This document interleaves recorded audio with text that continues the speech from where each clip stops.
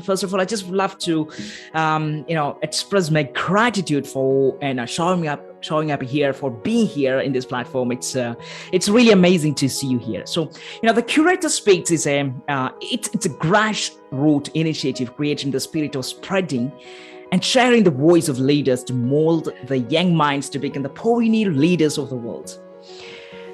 At the Curator Speaks event, global leaders, game changers, pioneer entrepreneurs, and scientists who are contributing to the growth and developments of our civilization share their message across a wide range of audiences. So far, I must say that we have had the privilege to present global leaders, standard speakers, and other influence speakers who have brought change into the world.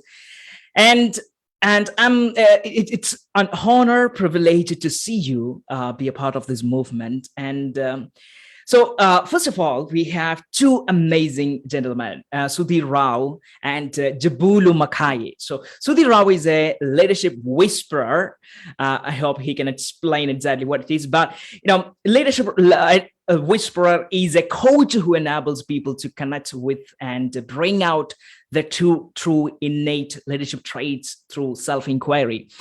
And he's also a growth catalyst who has the mission to transform leaders to succeed during rapid changing times. And we have, so I just would love to introduce Sudhir Rao. So welcome, Sudhir Rao, to this wonderful, amazing platform. Thank you very much, Sachin. Glad to be here. Very happy to be here. Hi, Sudhir. Yeah. Hi, Sachin. Hi, who is now speaking about the leadership after the crisis. Okay. Can you give me permission to put a presentation on? Definitely. I'm just going to show only about 150 slides.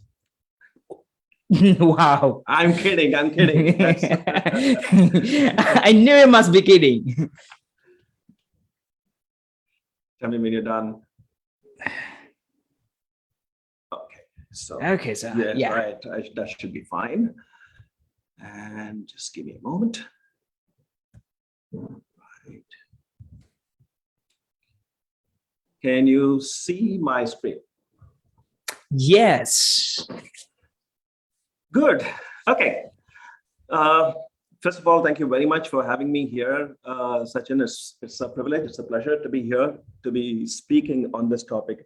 And for everybody who's out there, when Sachin actually connected with me, I wasn't expecting to find someone who had gone through so much in life. He has gone through a lot, and to give him due credit, he has turned his life around. And Sachin, hats off to you for what you have done and the journey that you have set for yourself. I really admire that. Okay, and that comes from my heart. Thank you very much. Thank you so much. So in order to understand leadership after the crisis, and this was something just for the benefit of those who are watching, this is a title that Sachin asked me to cover. Normally we talk about leadership during a crisis, just leadership, but leadership after the crisis? And it's like, okay, what do we do now? So if we want to cover leadership after the crisis, it's important to start at the beginning and work our way through. Jabulu had actually covered leadership, and I would like to, continue from where he did. But before that, human beings have survived this planet because of a very key quality of theirs, right? So whenever they were faced with danger, they had two options: fight or flight. So they would stand and fight, or they would run. But this was about the self. This is about protecting themselves. And there's only one other species that has survived even better than the human species. Guys on camera, would you like to guess?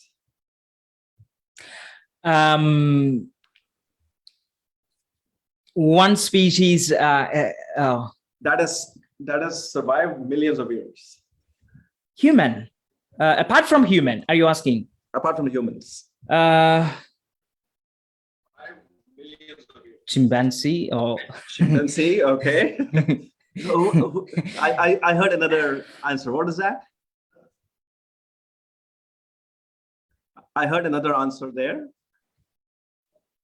I don't know who that was. Well, okay. So here it is. This answer may surprise you, but it's a cockroach. Yeah, I see. Oh, I wasn't expecting that. It's actually funny, but they have survived all these times.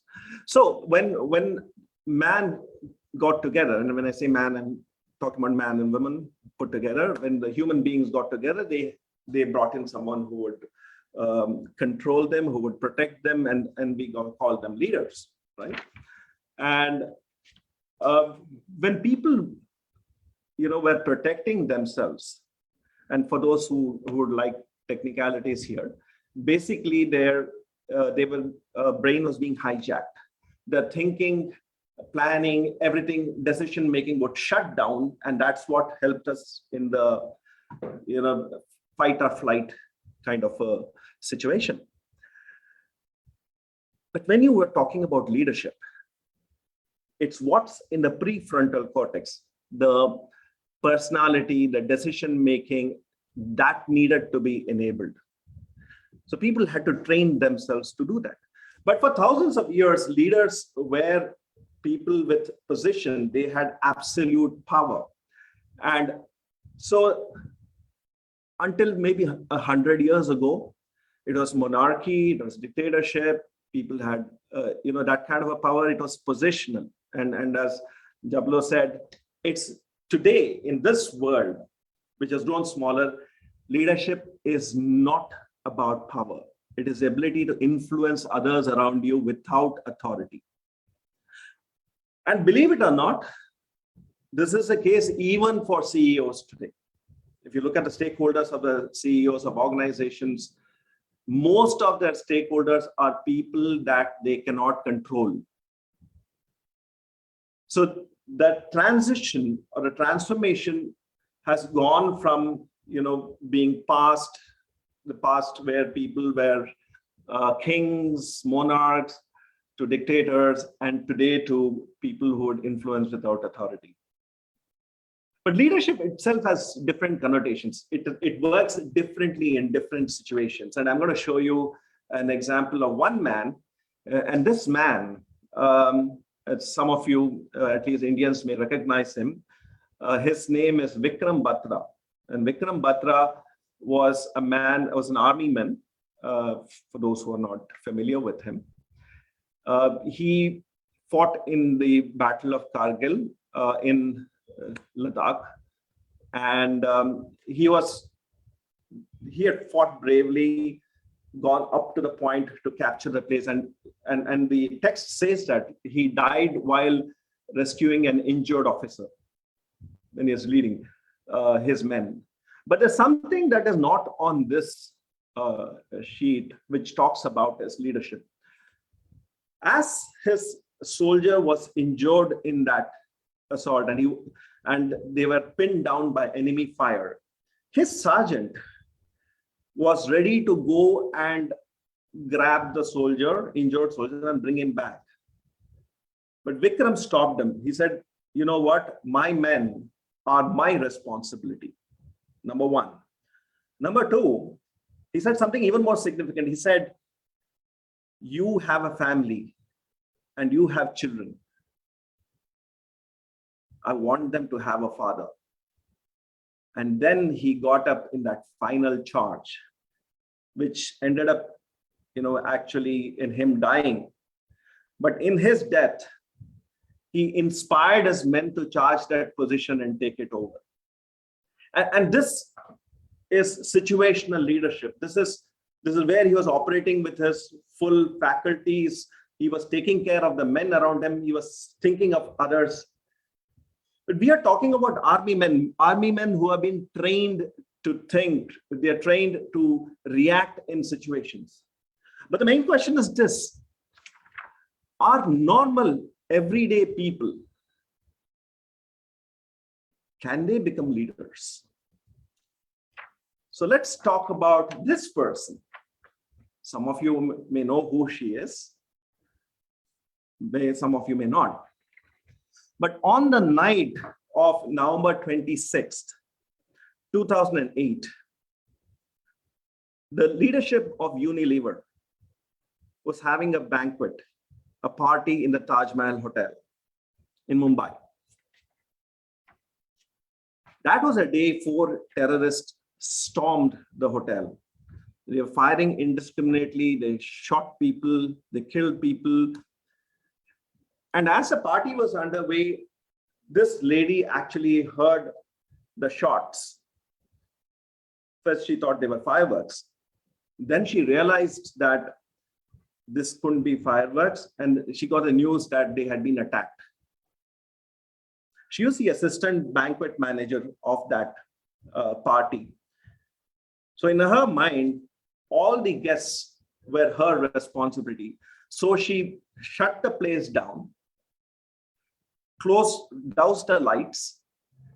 She took people, and you're talking about leaders from an organization. They were celebrating an outgoing CEO and an incoming CEO. They're all the senior people, but she was the one who took charge. She separated husbands and wives, put them in different corners of the room, so that if one came to harm, the other could continue with life. And then she walked around reassuring people, asking how they were. The entire night, she calmed people down. In the morning, smoke filled the room. So they had no option but to try and escape. And they figured out that there were firemen on the outside who had put ladders up. And when they broke open the windows for people to climb through, she was offered the chance to go through first. And she refused. She said, "You are my guests. You are my responsibility. You go first." And she turned out to be the last person who got out of that room. There were 60 lives that she saved that night. Now, the important thing is this. Her name was Mallika Jagat, and she was 24 years old. 24 years. She was the youngest person in the room. And yet, by virtue of her taking command of the situation, she became a leader. Today, the Unilever people talk about her, but how she saved lives. So let's take a quick look. And this is a crisis situation. We are talking about a crisis situation. We haven't come to after the crisis, right? So what did she do during the crisis? First important thing, she stepped up. Second, she took responsibility for the situation. Yeah, she's in a bad situation. It's not in her control, but she said, whatever is in my control, I'm going to take. She stayed calm. There were decisions on the spot. Some of the leaders in the room actually wanted to leave. They wanted to run out through the door. And she stopped them from doing it. She said, if you go out, you can get shot. She kept in touch with the others in the hotel so that she would have the latest information. But she ensured that people had water to drink. And of course, she also said there was a lot of alcohol, so that also helped. And so she showed a lot of empathy for people. But the most important thing is she put the safety of others first. This is where it goes from fight or flight. Fight or flight is about taking care of oneself. It goes from fight or flight to the prefrontal cortex that we talked about, where leadership takes over. So this is something that happened during the crisis, right? But what about after the crisis? So here is an example of the Second World War. You see a picture of Britain. Britain was in dire straits. 1940 was called the Battle of Britain, where they were bombed day in and day out. And this man on the right, Winston Churchill, led them during the time. This is called the darkest hour. In the darkest hours, he inspired people to stand up and fight. So between 1940 and 1945, he was the Prime Minister of Britain. And he was the best man for the crisis. But guess what? When they had elections after the war, he lost the elections. And we could say that people were ungrateful.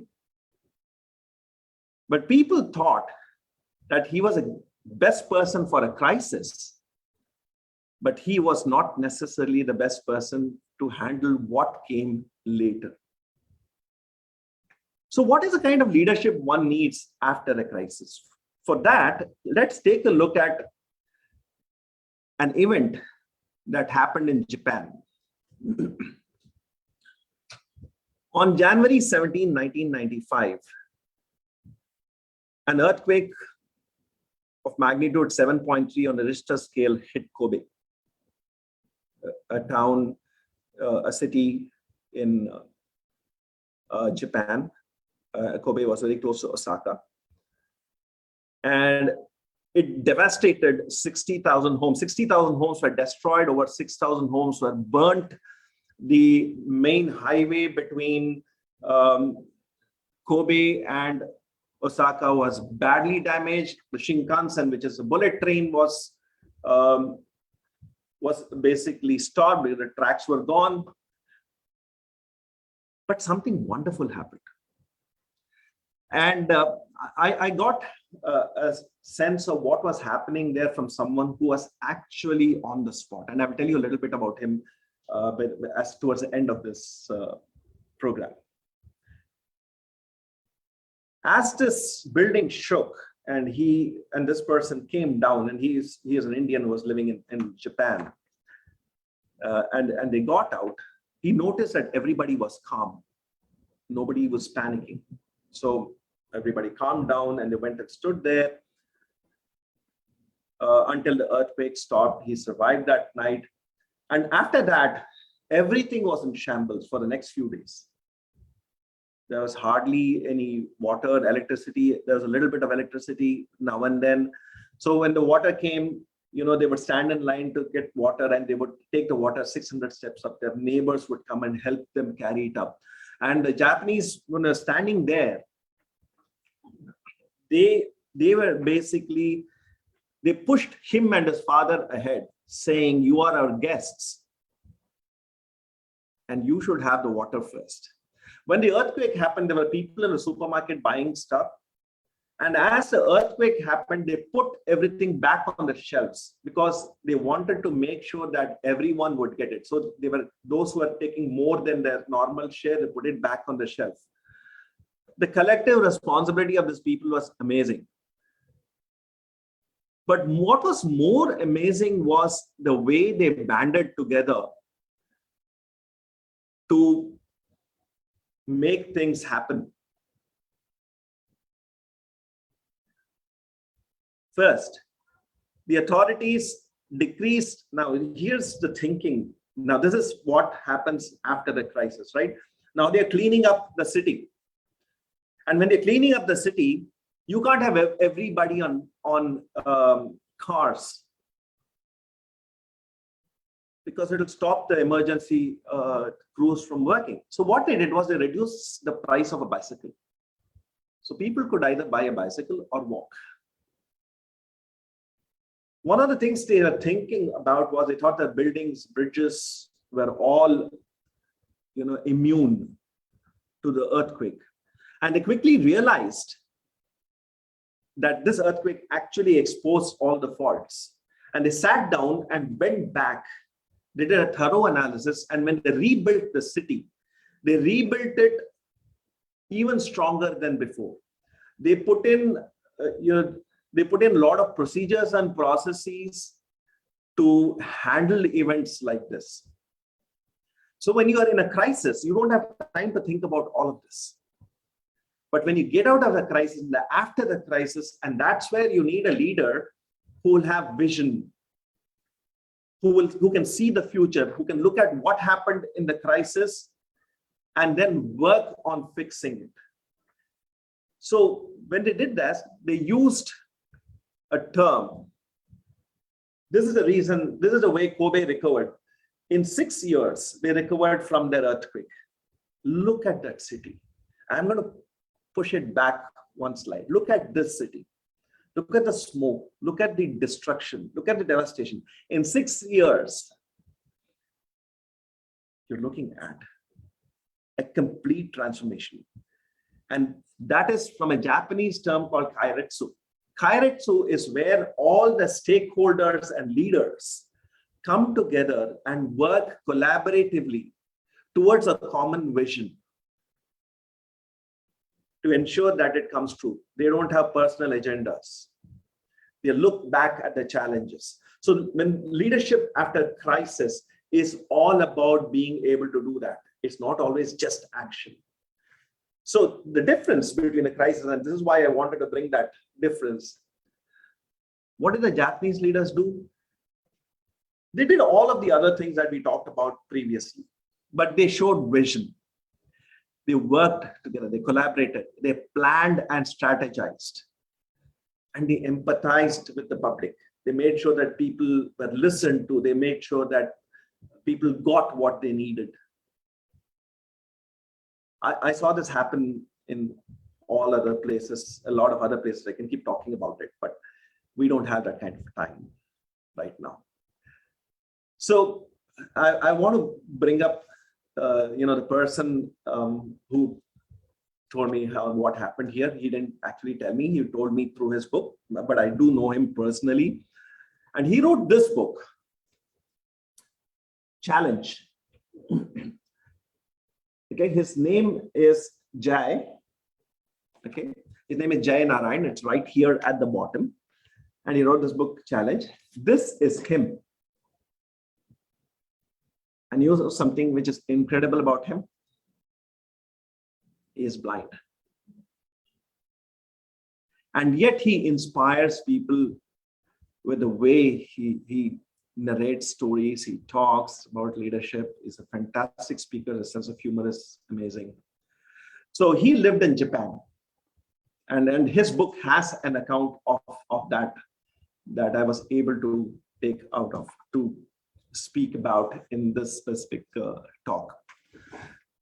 So I'm going to stop right here, and I can take any questions if anybody has questions. And thank you for listening to me patiently. And I'm going to stop sharing as well.